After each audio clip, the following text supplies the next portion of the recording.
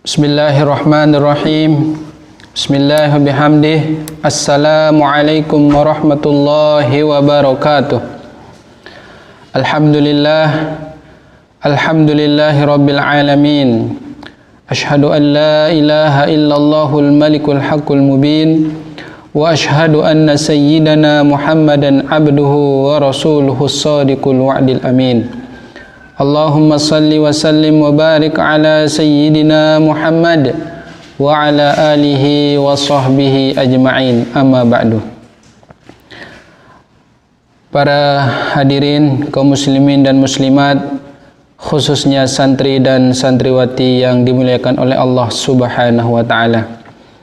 Alhamdulillah wa syukrulillah, pada kesempatan kali ini kita dapat bermuajahah kembali dalam lanjutan kajian kita dari kitab Bulughul Maram, yang mana pada pertemuan sebelumnya kita sudah kaji dan bahas hadis pertama sampai hadis kelima dari kitab Siyam. Dan insyaallah pada kesempatan kali ini kita akan lanjutkan kajian kita hadis ke-6 sampai dengan hadis ke-11. Baiklah kaum muslimin dan muslimat, khususnya santri dan santriwati yang dimuliakan oleh Allah Subhanahu wa taala, langsung saja kita masuk untuk membahas dan mengkaji hadis ke-6 dari kitab Bulughul Maram tentang puasa. Qala al-musannif rahimahullahu ta'ala wa nafa'ana wal muslimin bi'ulumihi fid dharaini amin. Wa an Hafsata ummil mu'minin radhiyallahu anha anna an-nabiyya sallallahu alaihi wasallam qala man lam yubayyitis siyama qabla al-fajri fala siyama lahu, rawahul khamsah. Hadis ini diriwayatkan dari Hafsah Ummul Mukminin radhiyallahu anha, bahwasanya Nabi sallallahu alaihi wasallam bersabda, barang siapa yang tidak berniat berpuasa sebelum terbit fajar, maka tidak ada puasa baginya. Hadis ini bermakna bahwa bagi orang yang hendak melaksanakan puasa wajib, khususnya puasa Ramadan, maka di malam harinya wajib hukumnya untuk dia berniat. Sebelum terbit fajar, wajib hukumnya dia berniat berpuasa. Karena apabila dia tidak berniat di malam harinya sebelum terbit fajar, maka tidak ada puasa baginya keesokan harinya. Walidaruqutni la siyama liman lam yuparridhu minal lail. Dalam riwayat dari Imam Daruqutni menyatakan bahwa tidak ada puasa bagi orang yang tidak berniat berpuasa wajib dari malam harinya. Nah, ini khusus untuk puasa wajib, apakah puasa Ramadan atau puasa nazar misalnya. Maka bagi orang yang akan melaksanakan puasa wajib di besok paginya, maka di malam hari sebelum terbit fajar wajib hukumnya dia untuk berniat berpuasa. Nah, baik, kita lanjut ke hadis ke-7. Wa an Aisyah radhiyallahu anha qalat dakhala alayya an-nabiy sallallahu alaihi wasallam zata yawmin faqala hal 'indakum syai'un? Qulna la. Qala fa inni shaimun. Thumma atana yawman akhar faqulna uhdiya lana haythun faqala arinihi falaqad asbahtu shaiman fa akala, rawahu Muslim. Dari Aisyah radhiyallahu anha, beliau berkata, masuk ke dalam rumah kami Nabi SAW suatu hari. Lalu beliau bersabda, apakah engkau punya sesuatu? Kami berkata, tidak ada. Lalu beliau bersabda, oh kalau begitu saya berpuasa. Summa atana yauman akhara. Kemudian di lain hari beliau datang lagi kepada kami, kata Sayyidah Aisyah radhiyallahu anha. Faqulna, lalu kami berkata, uhdiyalan haisun. Oh, seseorang berhadiah kepada kami haisun. Haisun itu adalah makanan, satu jenis makanan yang terbuat dari kurma, samin dan minyak kering. Lalu Nabi SAW bersabda, kalau begitu tunjukkan padaku makanan itu. Sungguh tadi pagi aku berpuasa. Lalu beliau pun makan. Hadis ini diriwayatkan oleh Imam Muslim. Nah, dari hadis ini dapat kita ambil kesimpulan bahwa kalau puasa sunnah maka boleh hukumnya berniat setelah terbit fajar. Yang penting dia belum makan atau minum apapun sebelumnya. Jadi kalau hadis pertama tadi itu untuk orang yang akan melaksanakan puasa wajib, maka wajib hukumnya dia berniat sebelum fajar. Akan tetapi berdasarkan hadis berikutnya ini, bagi orang yang akan melaksanakan puasa sunnah, tidak masalah dia untuk berniat setelah terbit fajar. Yang penting sebelumnya dia belum makan atau minum sesuatu. Baik, selanjutnya wa an Sahl bin Sa'd radhiyallahu anhuma anna Rasulullah sallallahu alaihi wasallam qala la yazalun nasu bi khairin ma ajjalul fitra, muttafaqun alaih. Dari Sahal ibnu Sa'ad radhiyallahu anhuma bahwa Rasulullah sallallahu alaihi wasallam bersabda, manusia akan tetap dalam kebaikan selama mereka menyegerakan berbuka puasa. Hadis muttafaqun alaih.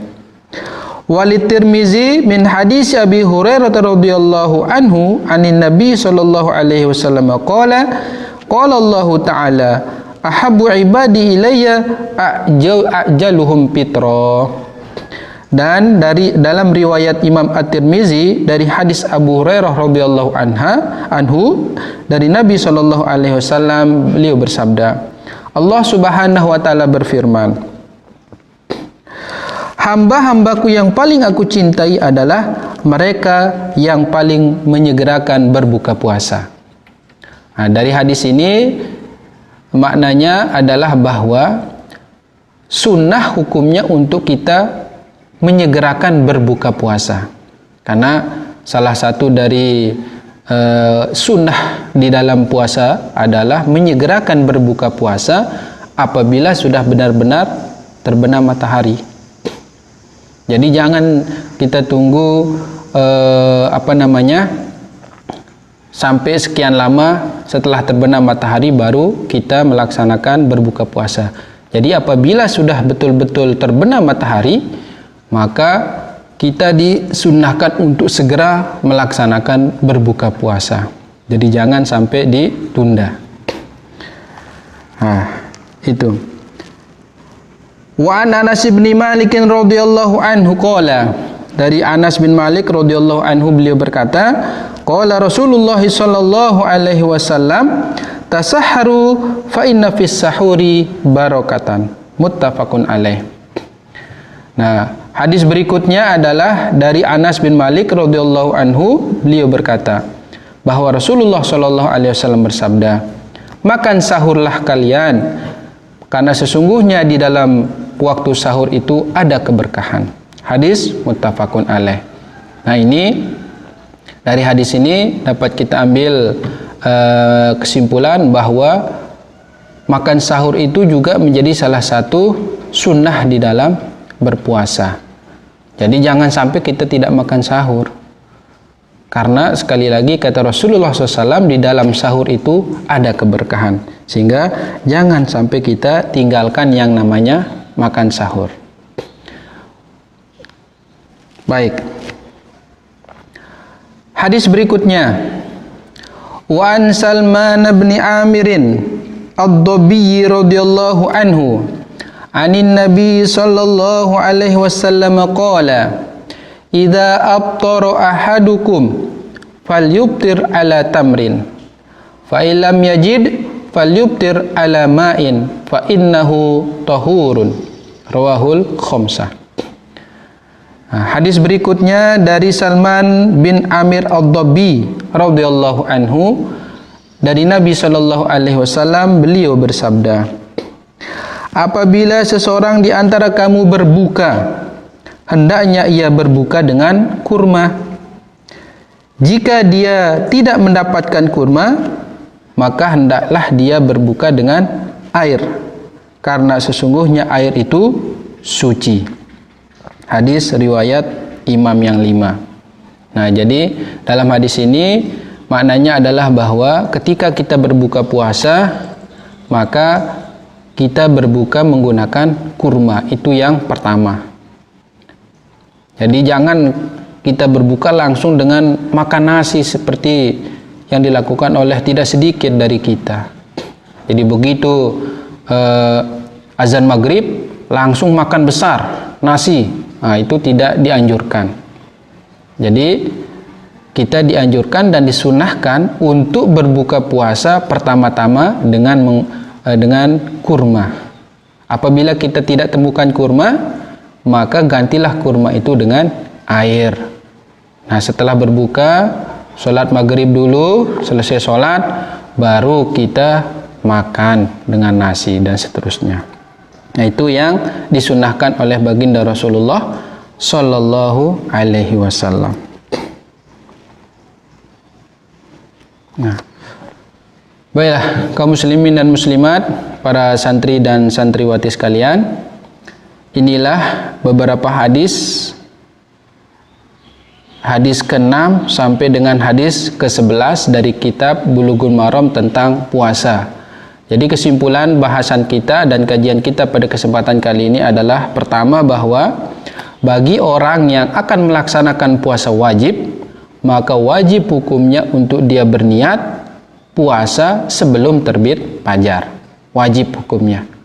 Nah, kalau dia tidak berniat di malam harinya sebelum terbit fajar, maka tidak terhitung puasanya keesokan harinya itu.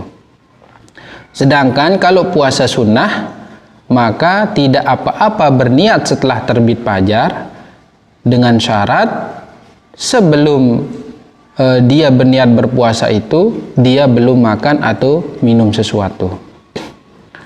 Nah, kemudian di antara sunnah puasa adalah menyegerakan berbuka puasa. Jadi jangan ditunggu.